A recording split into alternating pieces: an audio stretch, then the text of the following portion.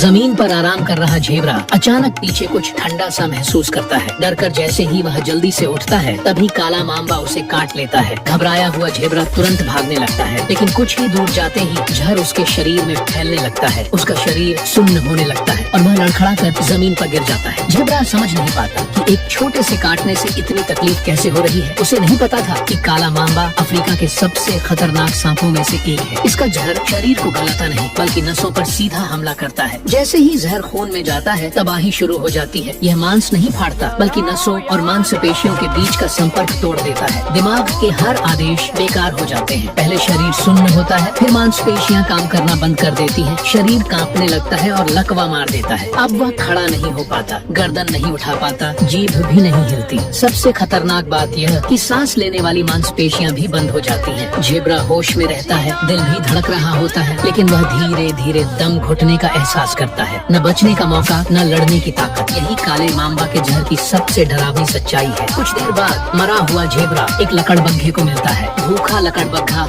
उसे खाने आता है, लेकिन पहले खून मिला रस चख लेता है और तुरंत उसका मन खराब हो जाता है। वह झेबरा की लाश के पास खड़ा सोचता रह जाता है कि अच्छा भला मांस खाना था, बेकार में रस क्यों पी लिया। वह भूखा है, लेकिन मुंह खोलने की हिम्मत नहीं होती। उसे पता नहीं था कि इससे भी बड़ा खतरा उस पर मंडरा रहा है। यह झेबरा सामान्य मौत नहीं मरा था, बल्कि काले मांबा के जहर से मरा था। सिर्फ मांस खाने से शायद कुछ न होता, लेकिन उसने जहर मिला खून पी लिया। अब लकड़बग्घे के पेट में तेज दर्द शुरू हो जाता है। वह नदी की तरफ जाने की कोशिश करता है, लेकिन जहर उससे तेज निकलता है। कुछ कदम चलते ही वह घास में गिर जाता है और फिर कभी नहीं उठता।